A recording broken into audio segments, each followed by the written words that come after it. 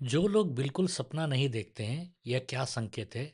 चलिए इस वीडियो में जानते हैं। वीडियो को अंत तक ज़रूर देखिएगा क्योंकि मैं एक सवाल पूछूंगा और पहले 3 सही जवाब देने वालों में से 2 जन को मेरा किताब इनाम में मिलेगा और किताब बाय पोस्ट आएगा।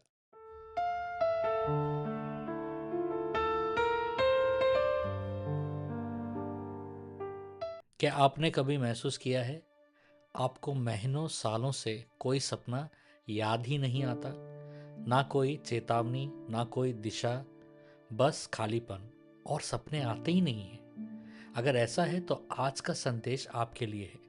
आज हम बाइबल से समझेंगे सपना क्यों महत्वपूर्ण है, सपनों का रुक जाना क्या संकेत देता है और आत्मिक संवेदनशीलता कैसे बहाल होती है, सेंसिटिविटी को कैसे बहाल किया जा सकता है। पहला, क्या बाइबल सपनों को महत्व देता है या नहीं, इसको जानेंगे। परमेश्वर स्वयं कहता है, मैं स्वप्न में उससे बातें करता हूं। गिनती 12 का 6। और बाइबल यह भी कहता है, स्वप्न में वह रात को दिए हुए दर्शन में जब मनुष्य घोर निद्रा में पड़ा रहते हैं, वह बिछौनी पर सोते समय तब वह मनुष्यों के कान खोलता है और उनकी शिक्षा पर मोहर लगाता है। आयुब का 33 का 15 से लेकर 16। और प्रेरितों के काम में ऐसा लिखा है, तुम्हारे जवान दर्शन देखेंगे और तुम्हारे बूढ़े स्वप्न देखेंगे। प्रेरित के काम का 2 का 17। इसका अर्थ एकदम स्पष्ट है। स्वप्न परमेश्वर का स्वीकृति माध्यम है। स्वप्न परमेश्वर का माध्यम है चेतावनी, दिशा, सुधार और प्रोत्साहन के लिए। सपने जो होते हैं वो आत्मिक मॉनिटर होते हैं। बाइबल कहती है, मनुष्य की आत्मा यहोवा का दीपक है। नीति वचन 20 का 27। अब दीपक का काम क्या है? अंदर की बातें उजागर करना, अंधकार दिखाना, चेतावनी देना। स्वप्न और दर्शन इस दीपक की हिस्सा है। अब आत्मिक दीपक मंद पड़ गया या बुझ गया तो संकेत कम हो जाते हैं। परमेश्वर का दिशा उस व्यक्ति को कैसे सुनाई देगा? सपनों का रुक जाना बाइबल क्या कहता है, इसको समझेंगे। बाइबल में एक समय आया जब लिखा है, उन दिनों यहोवा का वचन दुर्लभ था और दर्शन बहुत कम होते थे। पहला सैमुएल 3 का पहला वचन से हम पढ़ते हैं। ध्यान दीजिएगा, यह परमेश्वर की कमजोरी नहीं थी। यह परमेश्वर की कमजोरी नहीं थी, यह लोगों की आत्मिक स्थिति का संकेत था। जब आत्मा सुस्त होती है तो संकेत काम कम हो जाता है। जागते रहो और चौकस रहो। पहला पतरस 5 का 8। आत्मिक सुस्ती और गहरी नींद, ये 2 गहरे विषय हैं। यशाया लिखता है, यहोवा ने तुम पर गहरी नींद उंडेली है। यशाया का 29 का 10। देखिए, यह शारीरिक नींद नहीं है, यह आत्मिक असंवेदनशीलता है।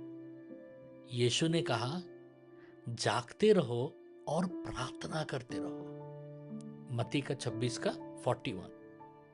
जागते रहो मतलब आत्मिक अलर्टनेस, जागृति। प्रार्थना अलर्टनेस का ईंधन है। क्या सपनों का ना होना आत्मिक मृत्यु है? देखिए, बाइबल क्या सिखाती है कि आत्मिक जीवन में संवेदनशीलता आवश्यक है। Sensitivity to the spirit of the lord बहुत ही जरूरी है। इसलिए मत्ती का 11 का 15 में लिखा है, कान हो तो सुनो। ये किस कान के बारे में बात हो रहा है? शारीरिक कान नहीं, आत्मिक कान के बारे में। जब कोई व्यक्ति चेतावनी नहीं पकड़ पाता, आत्मिक संकेत नहीं समझ पाता, बार बार गलतियों में गिरता है, तो यह आत्मिक सुस्ती का संकेत हो जाता है। मृतकों में से जी उठो, एफिशियन 5 का 14 कहता है, यह नींद नहीं है, यह बुलावट है। जागने और बहाल होने की बुलावट है ये। अब शत्रु की रणनीति क्या है कि हमेशा विश्वासियों के जीवन से संवेदनशीलता हटाने का प्रयास करता है, उस सेंसिटिविटी को तोड़ने का प्रयास करता है, ताकि हम परमेश्वर की आवाज को सुन नहीं पाए। प्रभु यीशु ने कहा, चोर केवल चोरी, घात करने और नाश करने आता है, यूहन्ना का 10:10। शत्रु की एक रणनीति है संकेतों को चुप करना, चेतावनियों को दबाना, आत्मा को शून्य करना। परमेश्वर का उत्तर क्या है इसके लिए? मैं उसकी आंखें खोलूं। प्रेरितों का काम 26:18। तो सवाल कि क्या सपने नहीं आना आत्मिक मृत्यु है? आत्मिक मृत्यु नहीं है, लेकिन आत्मा से दूर हो जाना है। क्योंकि अगर सपनों के द्वारा ही परमेश्वर बहुत कुछ अपने संतान को बताते हैं, अगर सपने ही आना बंद हो जाए तो ये बहुत ही सीरियस थिंग है। इसके लिए क्या करना चाहिए कि वापस हम उस स्पिरिचुअल कंडीशन में आए कि हम वापस परमेश्वर की ओर से सपने देख सके। उसके लिए सबसे पहला आपको करना है पश्चाताप और आत्म जांच। भजन 139:23, हे परमेश्वर मेरी हृदय जांचो। पूछिए कि क्या कारण है परमेश्वर कि सपने आना बंद हो गए, और पश्चाताप करना है परमेश्वर के पास। दूसरा, जागरूक प्रार्थना करना चाहिए। जागते रहो और प्रार्थना करते रहो, मत्ती का 26:41। जागरूक प्रार्थना यानी कुछ भी हो जाए प्रार्थना करते ही रहना चाहिए। अगर काम हो या ना हो, समझ में आए या ना हो, प्रार्थना करते रहना चाहिए। तीसरा, वचन से भरना है। तेरा वचन मेरे पांव के लिए दीपक है। भजन 119:105। वचन क्या करता है? वचन उन स्थानों में जहां पर रुकावट है, वचन वहां शुद्धिकरण लेकर आता है, वचन वहां प्रकाश लेकर आता है। और उसके बाद वो स्पिरिचुअल गेट्स को, वो ड्रीम गेट्स को और वो सपनों के द्वार वापस खोलता है परमेश्वर का वचन। परमेश्वर का वचन एक चाबी की तरह है जो पढ़ने से मार्ग खोलता है। तो इसलिए अपने आप को वचन से भरना बहुत जरूरी है, क्योंकि हर विश्वासी को ये बात जानना जरूरी है कि सपना एक वर है परमेश्वर की ओर से, और परमेश्वर का सबसे बड़ा अपने बच्चों से संपर्क करने का जरिया है। एक सूचना सुनिए, हर मंडे और ट्यूसडे भारत के समय में रात को 9 से 10 बजे मैं 2 दिन आ रहा हूँ और सपनों का अर्थ बताता हूँ। तो नीचे डिस्क्रिप्शन में ड्रीम इंटरप्रिटेशन फॉर्म दिया गया है, उस फॉर्म को भरिए और आप हमें सपने भेजिए, मैं उसका इंटरप्रिटेशन करूंगा।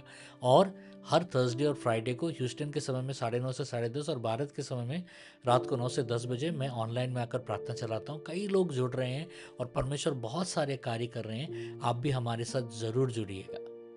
चलिए हम एक प्रार्थना करते हैं। इस प्रार्थना का स्क्रीनशॉट लेकर आप बाद में भी प्रार्थना कर सकते हैं या भी मेरे साथ प्रार्थना कर सकते हैं।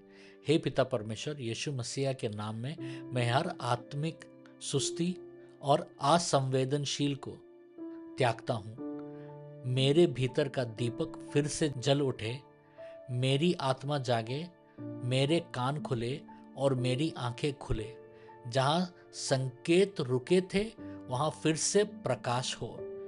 मृत्यु में से जी उठूं। इफिशियन 5:14 में ऐलान करता हूं अपने ऊपर, यीशु मसीह के नाम में, आमीन। और ये रहा आज का सवाल। इस संदेश के अनुसार सपनों का रुक जाना किस आत्मिक स्थिति का संकेत हो सकता है? एक लाइन में भी उत्तर दे सकते हैं और पहले 3 सही जवाब देने वालों में से 2 जन को मेरा किताब इनाम में मिलेगा और किताब बाय पोस्ट आएगा। और मेरा गुजारिश है आप प्लीज़ कमेंट्स को चेक करते रहिएगा, क्योंकि मैं विनर को कमेंट्स में अनाउंस करता हूँ। अगर आपको कोई सवाल है तो ज़रूर कमेंट कीजिएगा। अगर आपको कोई प्रार्थना की ज़रूरत है तो नीचे डिस्क्रिप्शन में प्रार्थना का फॉर्म का लिंक दिया गया है, उसमें आप अपनी प्रार्थना को भेजिए। मैं स्वयं आपके प्रार्थना को एक वॉइस मैसेज के द्वारा प्रार्थना कर कर आपको भेजूंगा। परमेश्वर आपको बहुत आशीष दे।